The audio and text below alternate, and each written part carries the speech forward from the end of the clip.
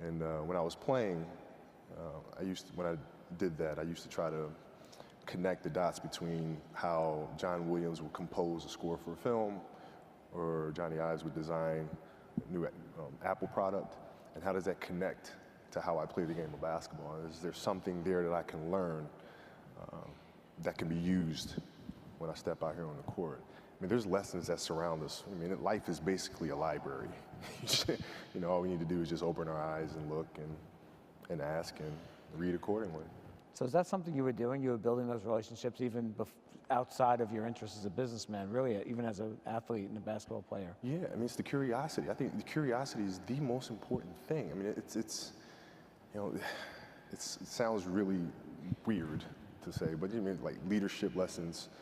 You know, I learned leadership lessons just from walking in the park and just observing nature, and the sun's relationship with nature, and relationship with the moon, and the sun understanding when to be present and when to go away, right? Because as a teammate, it was like, dude, the sun's out all damn long. You're gonna sunburn a hell of a lot of people, right? So if I'm playing this game and I'm on top of my guys for 48 minutes, dude, you're gonna sunburn every single teammate there, right? So there's certain times where it's important for the sun to be present. There's other times it needs to go away, right? And but they're life lessons that surround us at all times, and I've always been extremely, extremely curious about those things.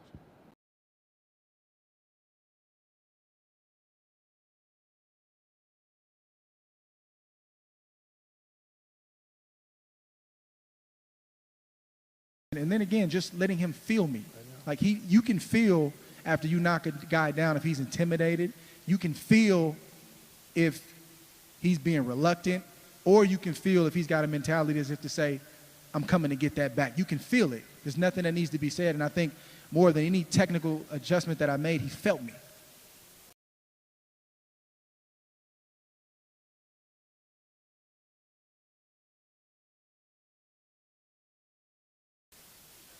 Hi, Andre. Congratulations on a huge win.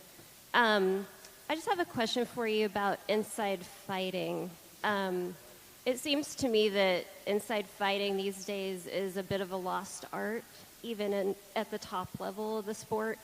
And it also seems to be lost on a lot of viewers. And I'd just love to hear from you about why you think that is. I mean, I don't know why it is, but I'm thankful that Verge, early in my professional career, you know, he had the foresight to start working on my inside game. I can remember when he first started to introduce me to inside fighting, he'd put his body vest on and he'd have his mitts on, and I just rolled my eyes like, man, here we go again. He was just uncomfortable. The things that he was showing me, you know, I wanted to be on the outside. I wanted to be, you know, at range. And all of a sudden, it just started showing up around the Allen Green fight and the Super Six. It started to just show up out of nowhere. And he knew I was going to need that in fights like that and in fights like these. I just think it's not worked on enough. I think that's the thing, but I think, you know, it's always been a special art in the sport. If you go back to the older fighters, man, you know, inside fighting was, you know, a staple. And as you saw tonight, when you're fighting a great champion like Kovalev, who loves range and who wants you in a certain spot, you may have to do something different like we did, which is slip inside and disrupt him and wear him down to the body, which we did. So I don't know if I would have won this fight tonight if I didn't have a good inside game.